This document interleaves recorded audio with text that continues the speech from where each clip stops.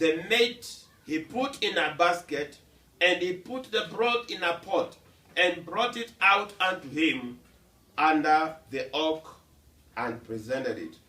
And the angel of God said unto him, Take the meat and the leavened cake, and lay them upon this rock, and pour out the broth.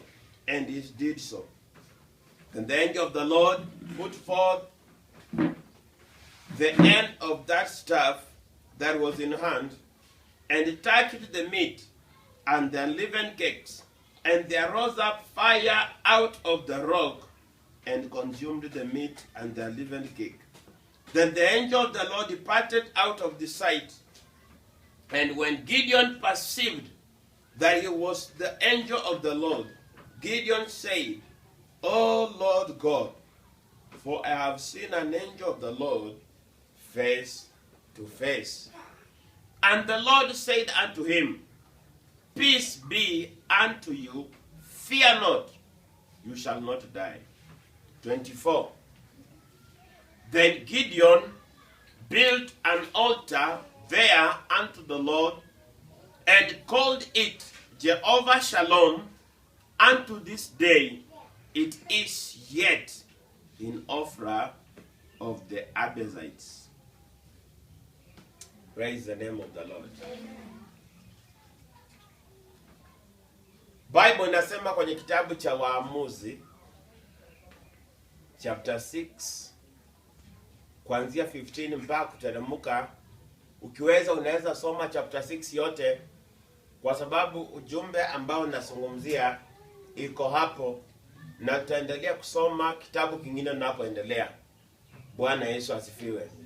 Biblia inasema ya kwamba na Wafilisti ama Wafilisti wakawa wanaenda katika Israel na wakaangaisha sana wana wa Israeli. Praise God. Amen.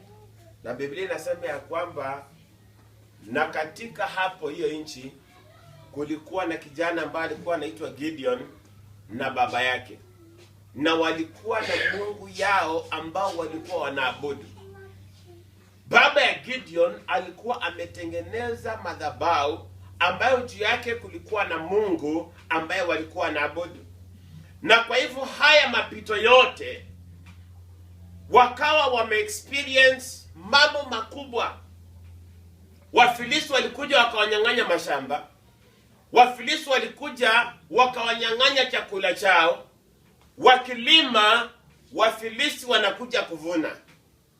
Nataka tuwe makini kabisa, kwa sababu hii ni ujumbe ambao nataka kila mtu ashike vizuri. So, wakati Gideon na watu wao wanapanda mimea, Wafilisti wanakuja kuvuna. Praise God. Wakati wanafanya kitu, Wafilisti wanakuja na wapiga na wanawanyang'anya. Miaka yote Wafilisti wakawa wametorment wana wa Israeli na Gideon na familia yao. Na maandiko inasema ya kwamba Gideon alikuwa anatoka katika familia ya Manase, ambayo ilikuwa ni familia ndogo zaidi katika kabila 12 ya Israeli. Praise God. Amen. Na Bible inasema ya kwamba wakati Gideon alikuwa amekaa mahali anafikiria ile mambo ambao wamepitia na vile wamekuwa akipanda mimea wananyang'anywa, inabidi mtu anachukua mimea yake anaenda anajificha kwa pango yake, jasho yake anachukua anaenda anajificha nayo ndiye asinyang'anywe. Sema nakataa kwa jina la Yesu Kristo. Jasho yangu kutumiwa vibaya. The Bible says, and Gideon was weeping and thinking of the tribulations that the Israelites went through. Wanasema au ni kabila ya Mungu. Wanasema au wameitanishwa na jina la Bwana. Lakini mimea yao adui anakuja na wanyang'anya. Ngano wanapanda vizuri, wanateseka, wakipalilia, wakifanya kila kitu. Lakini adui anakuja anawanyang'anya. Praise the name of the Lord. Na maandiko yanasema ya kwamba wakati alikuwa mahali pale akiwaza, malaika wa Bwana akamtokea. Akamwambia Gideon, nenda katika ushujaa ambao uko nao, kwa sababu wewe ndio utaletea Waisraeli ushindi. Praise the name of the Lord. Na ndio unakuta Gideon anamuuliza, mimi katika Israeli mzima familia ya Manase ndio familia ndogo zaidi, itawezekanaje nilete ukombozi katika Israeli? Na hapo nataka kuambia kwamba hakuna mtu ambaye Mungu hawezi akatumia. Praise the name of the Lord. Hakuna mtu ambaye Mungu hawezi akatumia. Awe mdogo, awe mkubwa, awe mzee, awe anakaa namna gani, anybody God can use you. And from today, ninapoweka msingi na kuendelea katika mafundisho ya Jumapili, ninasema ya kwamba kaa tayari kutumiwa na Mungu. Praise the name of the Lord. Amen. Prepare yourself to be used by God. Irregardless of who you are, God is going to use you in a mighty way. In Jesus' name. Amen. Gideon anasema mimi. Haiwezekani. Anamuuliza kama wewe Mungu kwa pamoja na sisi, kwa nini tunapitia haya tunapitia? Kwa nini ngano yetu inaibiwa na adui? Praise the name of the Lord. Amen. Na hiyo ndio maswali ambayo kila mmoja anajiuliza leo. Kama Mungu uko pamoja na mimi, kwa nini nipitia haya napitia? Ambia jirani yako, hata hiyo yote Mungu ako pamoja na wewe. Phyllis, wachana mtoto acheze. Relax. Praise the name of the Lord. Hallelujah. Kama Mungu uko pamoja na mimi, kwa nini nikifanya kazi sioni faida? Kama Mungu uko pamoja na mimi, kwa nini nikiandikwa kazi mimi ndio naonewa na siongezewa hata mshahara? Nimekuja kuambia hata hivyo yote Mungu ako na wewe. Praise the name of the Lord. Amen. Malaika akamwambia Gideon, niko pamoja na wewe. Gideon akamwambia, nataka ishara. I want a sign.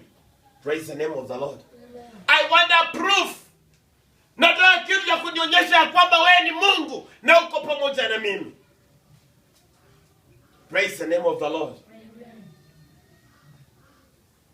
Sometimes it is good to challenge God. Praise the name of the Lord. Amen. It is good, Richard, sometimes to challenge God. Unamwambia Mungu, nimefika mahali nimeona ni kama hatuko pamoja. Nataka unionyeshe kitu kimoja tu ndio nijue bado tuko pamoja. Gideon akaambia malaika, kaa hapa. Kaa hapa. Kama wewe kweli ni malaika wa Mungu, kaa hapa. Nikuletea zawadi na ulipokee.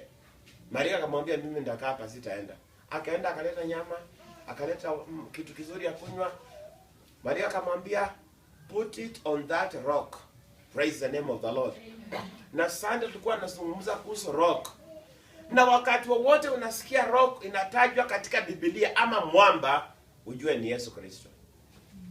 Praise the name of the Lord. Amen. Katika siku za Musa, Mungu aliambia Musa, enda ukaongeleshe mwamba na utatoa maji. Yesu anasema ya kwamba mimi ndimi maji ya uzima. Hallelujah. Mimi ndimi mkate wa uzima. Mimi ndimi maji ya uzima. Yeyote atakayekunywa haya maji hataona kiu. Na kwa hivyo kila wakati ukisikia rock, ni Yesu Kristo. Praise the name of the Lord. Amen. Maana anasema ya kwamba malaika akamwambia Gideon, chukua hiyo mkate wekelea kwenye rock, kwenye rock. wekelea kwenye mwamba. Chukua hiyo mkate uko nayo kidogo, chukua hiyo kitu ambao umeleta kama zawadi mbele ya Bwana, patia Yesu. Pigia Yesu makofi mazuri. You see, katika udhaifu ulionao Gideon, katika uchache ulionayo, katika unyonge wako, chukua hiyo yote, patia Yesu. Na Biblia inasema kwamba wakati Gideon alichukua ile mkate akawekelea kwa ile mwamba, malaika aliguza na kijiti na ikateketea.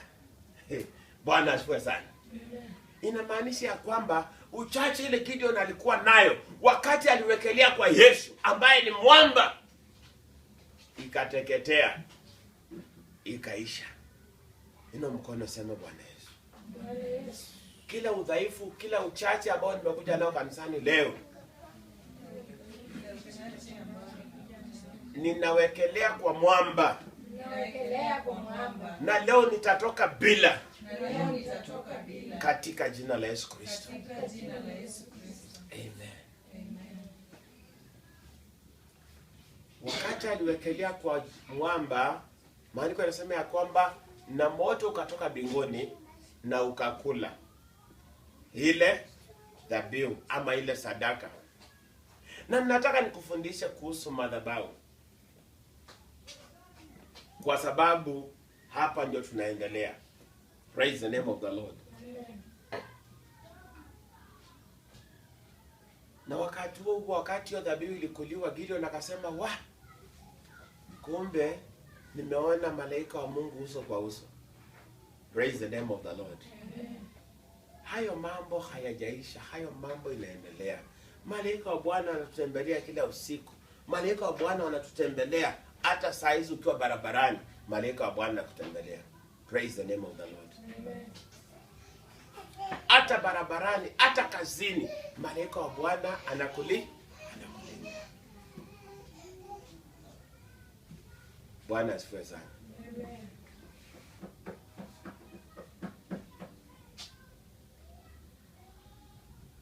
So, nataka ujue ya kwamba katika hali hii Gideon hangeweza kuona muujiza wa Bwana kama hangekuwa katika hali ambayo alikuwa ndani yake. Praise the name of the Lord. Amen. Feel this guys in.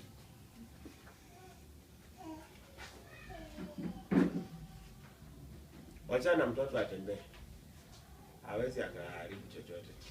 Praise the name of the Lord. Amen. Gideon kama angekuwa katika ile hali ambayo alikuwa ndani yake, hangeweza kuona malaika wa Bwana uso kwa uso. Na maandiko yanasema ya kwamba baada ya kukutana na malaika wa Bwana uso kwa uso 24, tusomee kwa Kiswahili dada. Uko naye? Hakuna mtu akona Bible ya Kiswahili? Praise God. 24 inasema ya kwamba then Gideon built an altar there unto the Lord, and he called it Jehovah Shalom unto this day. Praise the name of the Lord. Gideon akajua kwamba vile nimekutana na Mungu, vile nimeona malaika wa Bwana uso kwa uso, lazima nifanye kitu. Nitajenga madhabahu ya Bwana. Sema kujenga madhabahu. Kujenga madhabahu. Hakuna kitu kina nguvu katika maisha ya mtoto wa Mungu kama madhabahu. Madhabahu huwa inanena. Bwana asifiwe sana. Na Gideon alijua ili niweze kuwa na uhusiano wa karibu na Mungu, lazima nijenge nini? Madhabahu. Pale ambapo nitakuwa napeleka sadaka zangu na zinateketezwa hapo, na Mungu anapokea utukufu. Praise the name of the Lord. Na watu wengi tumekosa kujua maana ya madhabahu, ama wengine tumepata wrong information kuhusu madhabahu. Praise the name of the Lord.